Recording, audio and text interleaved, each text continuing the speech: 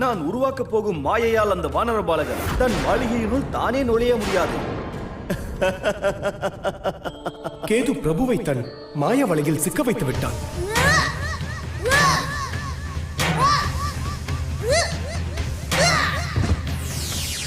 ஓம் I'm ஸ்ரீம் ஹ்ராம் ஹ்ரீம் ह्रूम हस्फ्रे हस्रौ हस्फ्रे परबलानि परसैन्यानि क्षोभय क्षोभय फट.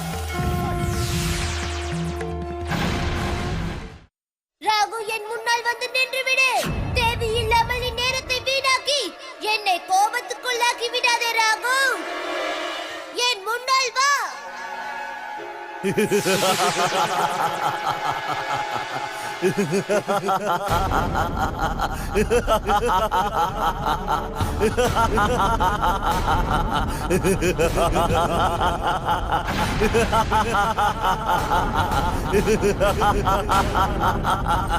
கூறு, நீ யாருடன் யுத்தம் செய்ய போகிறாய்? மாருதி, நீ என்னை இங்கே வரவழைத்து மகிழ்வித்திருக்க. நீ என்னுடைய பரம எதிரியாக இருந்தாலும் கூட என்னுடைய மனம் உனக்கு நன்றிகள் பல கூறுமாறு சொல்கிறது. ஏனென்று உனக்கு தெரியுமா? ஏனென்றால் நீயாக இங்கு வந்து என்னுடைய கனவை நீ நினைவாக்கப் போகிறாய். இதற்காகத்தான் இத்தனை நாள் காத்திருந்தேன் மாருதி. இந்த நாளுக்காகத்தான் நீ இங்கு வர வேண்டும், என்னுடைய மாய சக்கரத்தில் மாட்டிக்கொள்ள வேண்டும் என்றுதான். நீ என்னுடன் இங்கு வந்திருக்கிறாய், யுத்தம் செய்யத்தானே? கூறு, நீ யாருடன் யுத்தம் செய்ய போகிறாய்?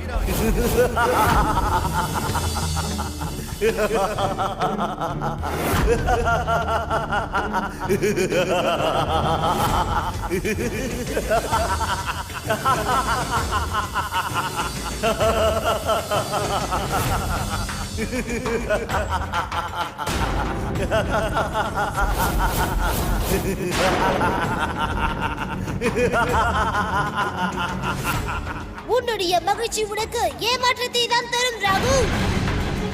உன்னுடைய இந்த மாயை என்னிடம் எந்த பாதிப்பையும் உண்டாக்காது. தண்டனை அளிக்கத்தான் வந்தேன், தண்டனை அளித்தே தீருவேன். இன்று என் தண்டனையில் இருந்து உன்னை யாராலும் காப்பாற்ற முடியாது.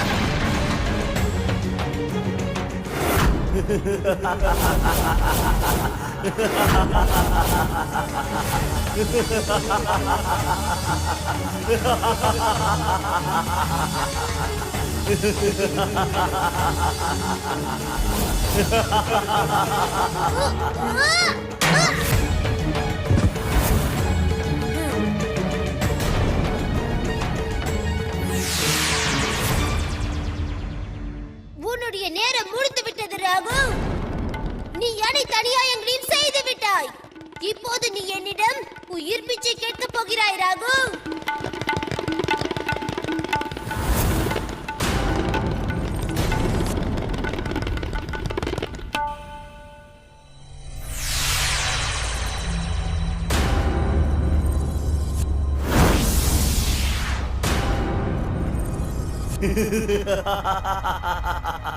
மாருதி, இன்று உன்னுடைய வாழ்க்கை இந்த ராகுவின் கையால் முடிய போகிறது.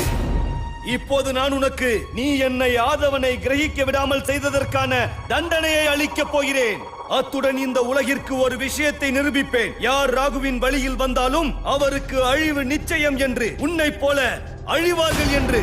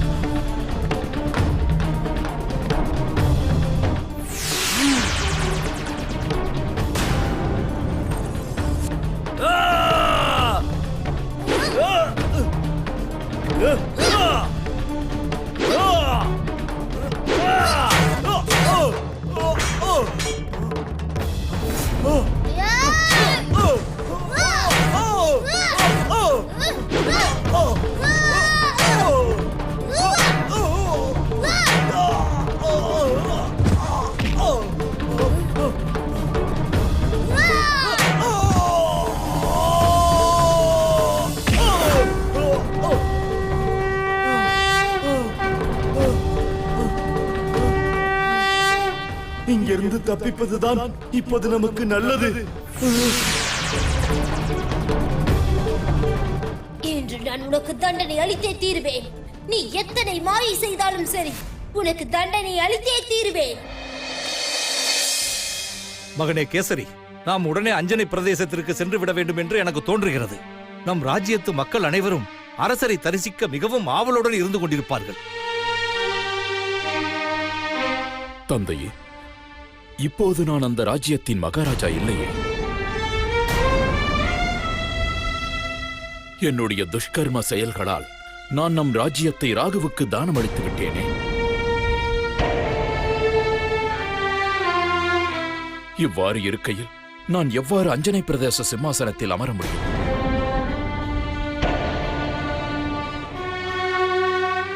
சிம்மாசனத்தில் அமரும் அதிகாரத்தை நான் இழந்து விட்டேன் தந்தையே. இல்லை இல்லை மகனே, நீ என்ன இப்படி கூறுகின்றாய்? இதோ பார் மகனே, நீ அன்று எதையெல்லாம் செய்தாயோ அவை அனைத்துமே துஷ்டன் ராகுவின் மாய வலையில் சிக்கியதால் நடந்தவைகள்தான். ஆம் மகாராஜா, தந்தை கூறுவது சரிதான். சுயநினைவில்லாமல் செய்யும் எந்த செயலுமே பாவமோ குற்றமோ ஆகாது. அதனால் அஞ்சனை பிரதேசம் செல்லலாம், வாருங்கள்.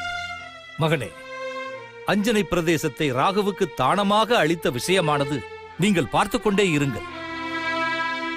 மாருதியின் தண்டனையால் அந்த நீச்சன் ராகு மனம் திருந்தி மன்னிப்பு கேட்டு உன்னுடைய காலில் வந்து விழுந்து விடுவான். பார்த்துக் கொண்டே இருங்கள், இது நிச்சயம் நடக்கும்.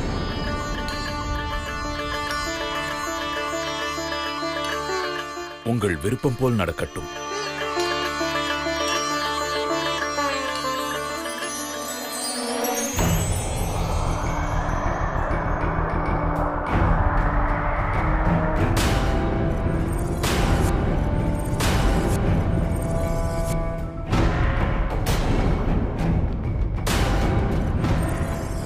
மாருதி, உன்னை இங்கு பார்த்ததில் ஒரு விஷயம் புரிந்துவிட்டது. நீ ஆகாயத்திலும் யாத்திரை செய்ய முடியும் என்பது. ஆனால் இந்த விஷயம் பரவாயில்லை. நான் என்னுடைய அனைத்து சக்திகளையுமே காட்டப் போகிறேன் பார். அத்துடன் நான் செய்வதையும் பார். ராகுவின் சக்திக்கு பலம் என்ன என்று.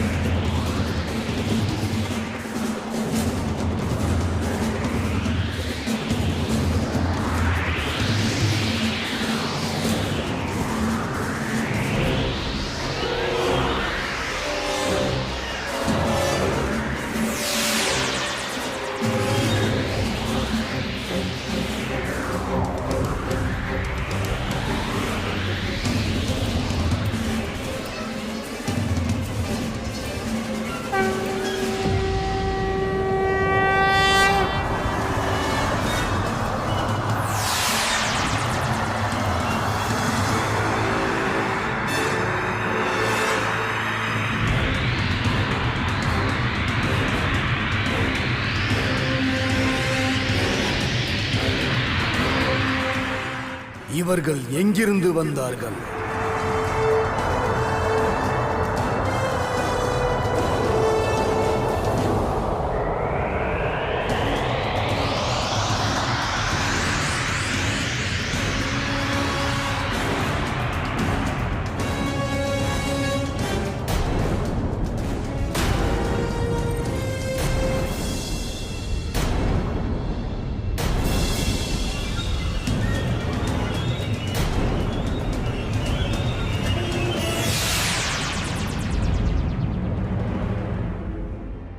ராகு, உனக்கு உண்மை என்னவென்று தெரியாது என்று நினைக்கிறேன். கேட்டுக்கொள்.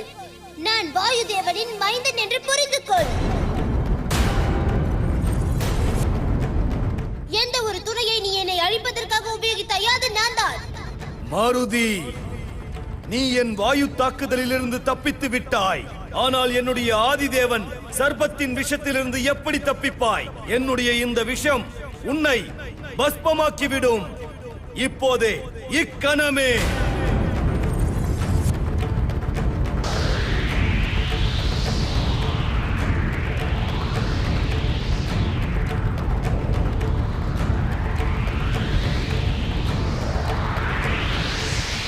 ஜெய் வீர ஹனுமான் ஜெய் வீர ஹனுமான் ஜெய் வீர ஹனுமான் ஜெய் வீர ஹனுமான் ஜெய் வீர ஹனுமான் ஜெய் வீர ஹனுமான் ஜெய் வீர ஹனுமான் ஜெய் வீர ஹனுமான் ஜெய் வீர ஹனுமான் ஜெய் வீர ஹனுமான் ஜெய் வீர ஹனுமான் ஜெய் வீர ஹனுமான் ஜெய் வீர ஹனுமான் ஜெய் வீர ஹனுமான் ஜெய்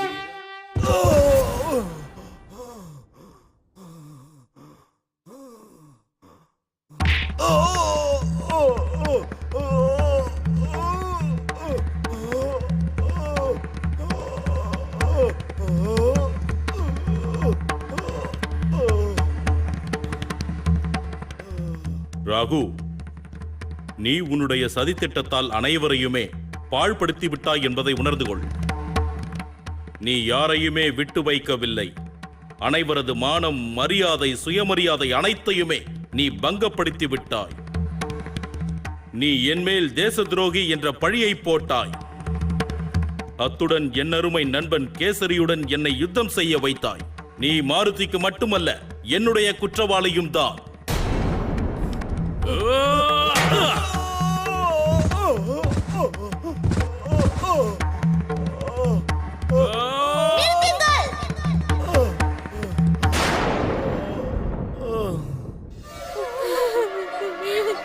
யாருமற்ற வனத்தில் எங்கிருந்து அழுகை சத்தம்?